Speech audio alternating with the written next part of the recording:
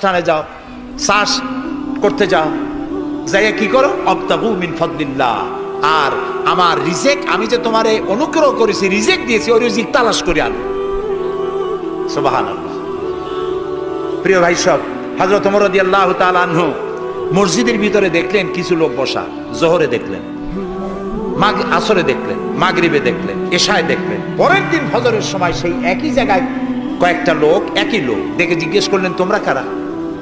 বলল, নাহনু মুতাওয়াক্কিলিন, আমরা আল্লাহর উপরে ভরসা করি এবং আল্লাহর উপরে ভরসা করে এখানে জিকির আজকার করি। খাও কি? কয় যে আমাদের এই জিকির আজকার দেখে পাশের লোকেরা ভাত রাইন্দে আমাকে খাওয়ায়।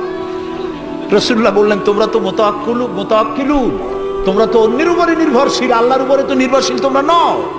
শোনো, আগামীকাল এই জোহরের নামাজের পর যদি তোমাদেরকে এখানে বসা দেখি, ব্যাট মেরে মসজিদ থেকে বের করে দেব। মসজিদে নির্দিষ্ট সময় নামাজ পড়তে আসবে, বাকি সময় কাজ করতে হবে মানুষের জন্য, নিজের জন্য, জনগণের জন্য, রাষ্ট্রের জন্য। এর নাম ইসলাম। এর নাম কি? ইসলাম। বাস্তবমুখী, বৈরাগ্য নয়। আপনি দিন কায়েমের জন্য, আল্লাহর বেশি জিকির আজকার করার জন্য জঙ্গলে যাবেন, লা রাহবানিয়াতা ফিল ইসলাম। ইসলামে বৈরাগ্যবাদকে সমর্থন করে না। কথা বুঝে আসছে?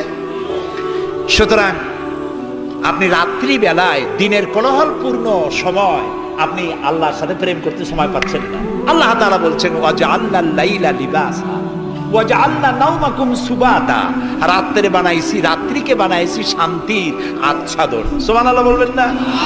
রাত হলো শান্তির আচ্ছাদন। তীর্যক রৌদ্রের তীব্র প্রখরকে বন্ধ করে দিয়ে, রাতের একটি অন্ধকারের চাদর দিয়ে, কালো চাদর দিয়ে পৃথিবীটাকে ঢেকে দিলাম। আরেকটু শান্তির জন্য চাঁদ আর তারকার নামে কিছু ডিম লাইট জ্বালায় দিলাম।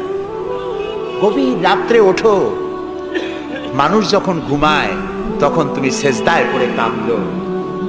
রাসূলুল্লাহ বলেছেন, অনুশোচনা আর অনুতপ্তের এক ফোঁটা পানি নাকের অর্ধেক আসতে না আসতে আল্লাহ তাআলা ওই ক্রন্দনরত বান্দাকে মাফ করে দেন। সুবহানাল্লাহ।